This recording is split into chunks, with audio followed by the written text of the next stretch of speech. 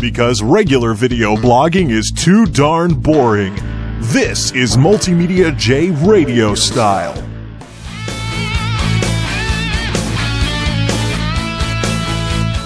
I should have seen this coming. I really should have seen this coming. Here we are in the month of March, with February sweeps behind us, and suddenly the social media stories completely and totally drop off, along with lots of other shock stories. Who says that these investigative journalism groups don't hold on to juicy stories until it's ratings time? What is up, everybody? This is MultimediaJay radio style, and we've been talking about issues related to parenting in the internet and social media. Earlier on, I talked about how I thought the title was kind of a bad idea, but we're going to roll with it. We're just going to get this series finished up. Still got several more topics to go through in this discussion on the difference between what people think social media is and what it actually is, and what kind of effects that can have on people. Now, there's a movie out there called The Rock, and if you haven't seen this movie yet, I want to know what rock you've been living under. Nah, just kidding. Anyways, I have The Rock on Blu-ray and DVD, and it's an awesome movie, one of my favorites, actually, but there's this one line from that movie that I can't help but think of whenever I see these stories about issues related to social media. The FBI guy in that movie has a line, and it goes like this: "You're on a need-to-know basis, and you don't need to know." Oh, if only that were our attitude towards social media sites. We would see far less of these stories in the news, and people would save themselves a ton of trouble. They're on a need-to-know basis. What do they need to know? What do the people who you're connecting with through these social media sites need to know? That is the question of the day for this segment here, and something that's definitely worth looking at. Now, back when I was first starting to learn about this stuff, one of the very first articles that I read about issues related to social media was written by this attorney who handles a lot of social media related cases. And one thing he said in that article just jumped out at me, and I haven't been able to forget it ever since. It's not a tax form. That's right, folks. It's not a tax form. And how many times do these social media sites have these pages that you go to that you set your profiles up on, and they've got boxes for absolutely everything? You'd think you were filling out a job application or something with all these fields they give you. But here's the catch. How many of those fields are actually required? If they're not required, do you have to fill them in? No, of course not. Now, this may lead to some people scratching their heads thinking, well, what are you doing? I mean, your Facebook page isn't half filled in or anything like that, but is there any rule that you have to fill all that in? That's something I've been noticing from social media sites when you go to sign up for them, is that they're strangely quiet when it comes to, other than the typical red asterisk or something for a required field, they are strangely quiet when it comes to advising you as to whether you should fill everything in or not. Some of this might be because of some of the revenue generating they do, where they want to pull buzzwords and keywords from your profile to serve you up with relevant advertising and things like that. There's a bit of controversy about those kinds of practices these days, particularly with what Google is doing with it. But yeah, like that lawyer said, it's not a tax form. You don't have to fill it out. If a field is optional, treat it like one. And this is the stumbling block that we run into when people go to these sites and set up profiles that are basically online e-shrines of themselves. Sure, it may stroke some folks' egos to have a big page on the internet that toots their horn in as many ways as possible, but once again, does everybody out there really need to know that information? And don't come saying that, oh, I'm just going to adjust the privacy settings. Let's not forget, these sites mess up from time to time. But while we're on this whole tax form topic, let's also not forget about social media type sites that ask for real information when you sign up, but technically you could type something else in instead. Twitter comes to mind. When you sign up for Twitter, you have to type in your full name, or at least they have a field for your full name. I don't know if Twitter has an online nickname policy that doesn't allow people to use nicknames or anything like that for their accounts. But that's the thing, you know, there are some other sites out there that'll ask for your full name, and then bam, that becomes your username, and it also becomes a way that people can identify you, etc., etc., etc., even though you could technically put in an online nickname instead, and there's no policy against it. Again, with the strange silence from these sites on this issue.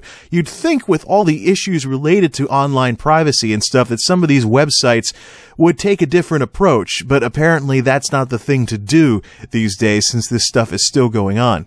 The second issue that I can think of related to you're on a need-to-know basis and you don't need to know is personal information typed into social media sites that can be retrieved or gotten elsewhere.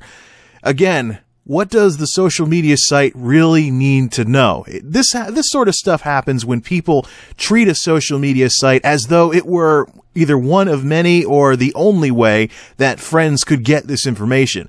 Last summer, there was a notable incident on Facebook where once again a privacy setting defaulted to the lowest level and suddenly everybody's cell phone numbers were exposed. I remember signing on one day and reading some of the angry posts about it, and I was like, are you kidding? Sure enough, I looked where the posts told me to look. Bam, there's everybody's mobile phone number. Not good. Especially in this day and age where Facebook goes far beyond its humble roots as a site for people to get in touch with folks they've known in real life from high school, college, etc. I mean, there are people out there doing the collect a friend Pokemon style thing where they gotta friend them all or something like that. Similar to what happened with MySpace, where somebody would have like 2,000 friends and only 30 of them would be people they actually knew. Yeah, not a good thing. But this begs the question though, why do people need to put their phone numbers on Facebook in the first place? You know, the people that they'd want to call or have call them. Is there no other way for them to get their phone numbers besides Facebook or the social media site? That's the question that folks need to ask. I mean, who says that Facebook needs to be another phone directory? As if there weren't enough ways of, getting phone numbers from friends already. I mean, send an email or something like that. What happened to that? I mean, why in the world would Facebook, with all of its issues with privacy that keep coming up again and again and again, need to double as the phone book for someone's real life friends that they're friended with on there? It doesn't have to be. So at the end of the day, if you have a profile that's half empty, so to speak, because you're not typing stuff into half the stuff that you're given the option to type stuff in with, or into, I should say, who cares? It's not like if you have real life friends on a social media site who would want to call you or something like that, that they are completely devoid of options to get that information, etc. and so forth. Now, the last thing that I'd like to talk about in this segment on Who Needs to Know What comes straight from one of the blogs that I mentioned earlier, off of the I Lost My Job Because of Social Media blog at ilostmyjobbecauseofsocialmedia.wordpress.com, and I have a link to it in the menu system on my own blog at MultimediaJay.wordpress.com. Now, here's the headline. Man checks interested in career opportunities box on LinkedIn. Fired. That is huge. That means a single click costs someone their job. And here's the thing. Who would have thought that just clicking that could be an issue? But I say, if you're looking for another job and you don't want your current employer to find out that you're seeking greener pastures elsewhere, why even check that box? I mean, especially if your boss might be on LinkedIn as well, or someone could see that who could then say something to somebody about, hey, so-and-so is actually looking to get out of here, or something along those lines. I mean, why even bother? Quite frankly, I think LinkedIn should get rid of that checkbox. I mean, it's probably going to cause more harm than good in the long run, not just with situations like this, but if that box is supposed to flag people as either looking for or not looking for a job to fend off talent poachers or something like that, I really don't think it's going to work very well. I mean, folks, companies have been poaching talent from other companies long before LinkedIn ever went online. What's going to stop LinkedIn from becoming the next venue for that kind of stuff in the first place? Certainly not a checkbox as far as I'm concerned. As long as I've known about opportunists, the rules of the game have traditionally been that opportunists will be opportunists no matter what, so I'm not expecting a checkbox to stop that trend anytime soon. So I hope this gets the old thinking cap spinning for some of you folks out there. because that quote from The Rock totally applies to this kind of stuff. Social media sites should be treated on a need-to-know basis. Now, what exactly do they need to know about you? And do they really need to know it? Up next, privacy. Oh yes, how in the world could we possibly do a series on parenting and the internet without talking about privacy at least once? Till next time, I'm MultimediaJay, and this is MultimediaJay Radio Style. Don't touch that dial. All related links and articles are posted in the description.